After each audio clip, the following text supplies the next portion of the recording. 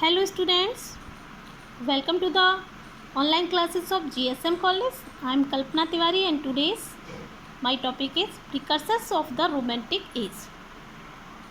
Precursors means होता है अग्रज या leader. It is very important topic for students. The word precursors means अग्रज लीडर, मतलब अग्रज का मीन्स जो सबसे पहले आए हों, रोमांटिक एज की शुरुआत करने वाले लोग. और ये जो precursors of the romantic as है, इसको ट्रांजिशनल पोइट भी इनको कहा जाता है. इस एज को ट्रांजिशनल पीरियड भी कहते हैं. पूर्वज, अग्रज, इस ये precursors of the romantic as है, इस टाइम को ट्रांजिशनल पीरियड भी कहते हैं. क्या कहते हैं? Transitional period.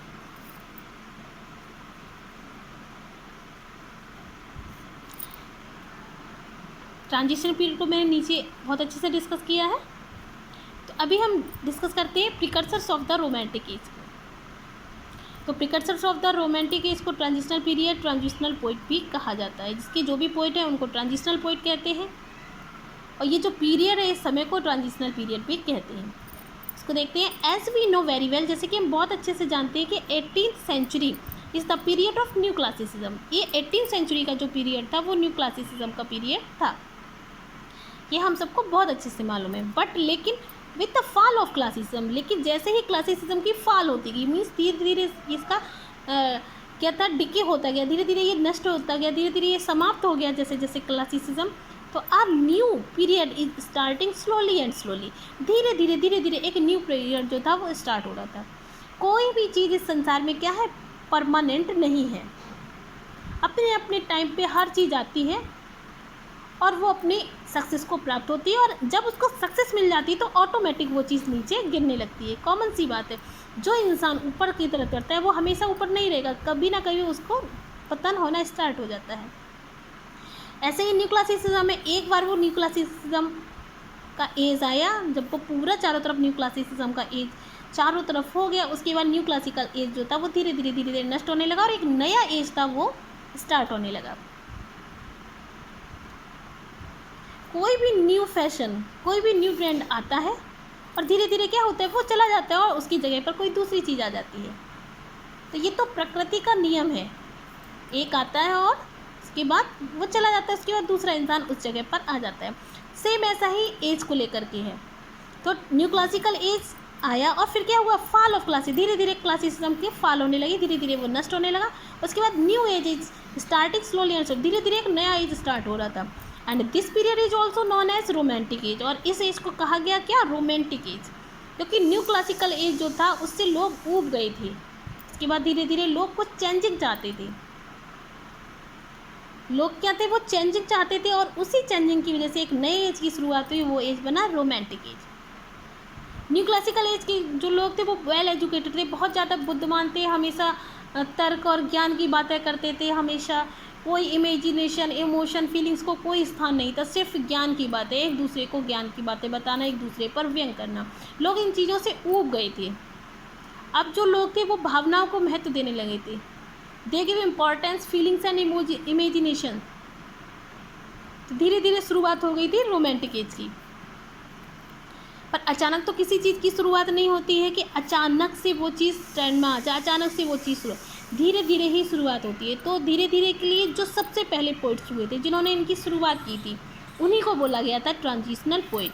तो some poets of that age are called precursors of the romantic age. जो कुछ पोइट्स थे इस एज के, उनको कहा गया था precursors of the romantic age. इन्हीं लोगों को precursors of the romantic age कहा गया. अग्रज मतलब जिन्होंने शुरुआत की थी रोमांटिक एज की. Most notable among them are, उनमें से जो मुख्य इंपॉर्टेंट लोग हैं वो हैं James Thomson, Thomas Gray, William Collins, William Cowper, George Crabbe, William Blake and Robert Burns. These are called poets of the transition. यही लोग जो थे जिनको ट्रांजिशनल पोइट कहा गया. They give an interesting mixture of new classicism, romanticism. इन्होंने एक interesting blend दिया था. Blend means mixture. एक मिक्सअप था इनकी पोइट्री में. इनकी जो पोइट्री थी वो मिक्सअप थी, किसकी, न्यू क्लासिसिज्म की भी, रोमांटिसिज्म की. Their poetry was new classicism in form. Form मतलब स्वरूप. स्वरूप में तो इनकी पोइट्री जो थी वो न्यू क्लासिकल थी, लेकिन रोमांटिक इन स्पिरिट, लेकिन स्पिरिट में भावनाओं, उसमें भावनाओं की प्रधानता थी, उसमें इमोशंस भी देखने को मिलती थी, इसलिए इनकी पोइट्री जो थी रोमांटिक प्लस न्यू क्लासिसिज्म दोनों का मिक्सचर हुआ करती थी। अब ट्रांजिशनल पीरियड को ट्रांजिशनल पीरियड क्यों कहा जाता है? जैसे कि ये मान लीजिए अभी न्यू क्लासिकल एज आया और जब ये अपनी ऊंचाई पर पहुंच गया तो ऊंचाई पर पहुंचने के बाद फिर धीरे धीरे ये एज नीचे की तरफ जाने लगा, मीन्स कम होने लगा।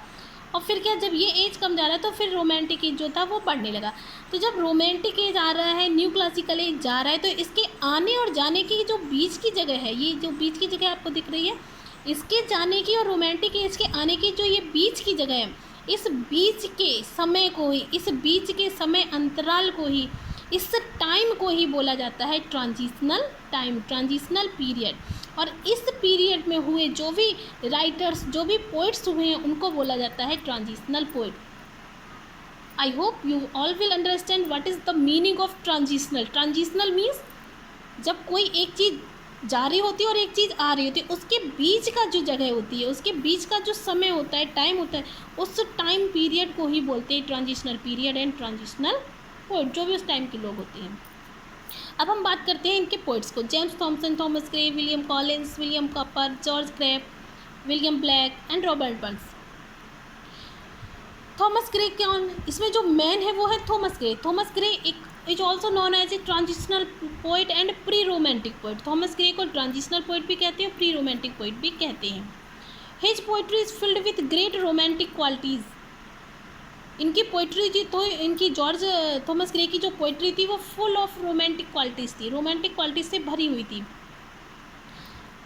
He has interest in common people, क्योंकि वो कॉमन पीपल में इंटरेस्ट रखते थे, जबकि न्यू क्लासिकल के लोग जो थे वो high society, aristocratic characters, aristocratic peoples से इंटरेस्ट रखते थे। और जबकि थॉमस ग्रे ने किससे इंटरेस्ट रखता है? कॉमन पीपल से। He wrote a famous elegy, an elegy written in a country churchyard. उन्होंने एक फेमस एलिजी लिखी है, an elegy written in a country churchyard. In this elegy he expresses his sympathy for the unfortunate villagers. इसमें इन्होंने अपनी sympathy को show किया है अनफॉर्चुनेट विलेजर्स के प्रति। इन this elegy he imagines his death. इस एलिजी में उन्होंने अपनी डेथ को भी इमेजिन किया, मीन्स इसमें इमेजिनेशन भी है। इसके बाद आते हैं विलियम कॉलिंस। विलियम कॉपर जो है, विलियम कॉलिंस और विलियम कॉपर, क्योंकि विलियम कॉलिंस के बारे में भी बात करेंगे हम। विलियम कॉलिंस जो है, इन्होंने बहुत अच्छे अच्छे वर्क्स लिखे हैं, बहुत अच्छी अच्छी पोइट्री लिखी है। इनकी पोइट्री जो है वो भी फुल ऑफ रोमांटिक क्वालिटीज़ है। इन्होंने लिखी है पोइट्री में ode to evening, ode to simplicity, how sleep the brave are the best of them. इनकी जो एक पोइम है हाउ स्लीप द ब्रेव, ये सबसे बेस्ट है इनमें।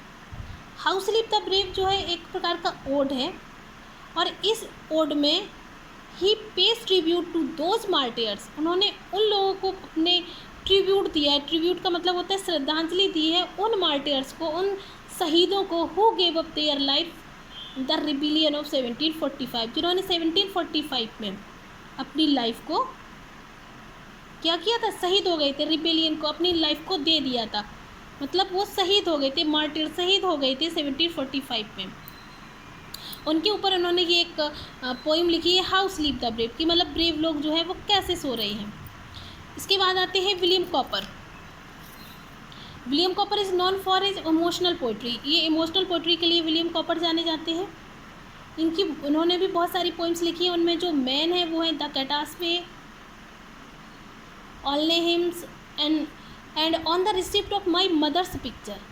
इसमें इनकी जो बहुत अच्छा पोइम जो लोगों को पसंद आई थी वो है on the receipt of my mother's picture. It is a personal poem. In this poem he expresses his deep sorrow to his mother. अपनी मदर के प्रति उन्होंने अपने दुख को दर्शाया है। Because he lost his mother when he was only 6 year old. इन्होंने अपनी माँ को खो दिया था जब ये 6 साल की थी। इसके बाद हम बात करते हैं विलियम ब्लैक को लेकर के। विलियम ब्लैक जो है वो नेचर पोइट है और बहुत ही सिंपल पोइट है। He is a poet painter. He has tender feelings in his poetry. वो अपनी पोइट्री में टेंडर फीलिंग्स को रखते हैं। इनकी पोइम्स जो हैं वो BA फर्स्ट ईयर में चल रही हैं, जैसे the lamb, the tiger. He mostly wrote his poems on animals. इन्होंने ज़्यादातर अपनी पोइम्स को एनिमल्स के ऊपर लिखा है। His poetry is full of social criticism. इनकी पोइट्री जो है वो सोशल क्रिटिसिज्म पर भरी हुई है। इनकी जो पोइम्स हैं वो songs of innocence and songs of experience. इनकी जो पोइम्स होती हैं वो इनोसेंस से भरी हुई होती हैं, उनमें एक्सपीरियंस भी होता है। इनकी जो एक पोइम है सॉन्ग्स ऑफ इनोसेंस, ये एक कलेक्शन ऑफ शॉर्ट स्टोरीज़ है और इन्होंने एनिमल्स को लेकर के बहुत सारी पोइम लिखी है, जिसमें लिखा है इन्होंने the lamb, the tiger. The lamb is one of the most effective poems, सबसे अच्छी पोइम है इनकी। I hope you all will understand very well. Thank you.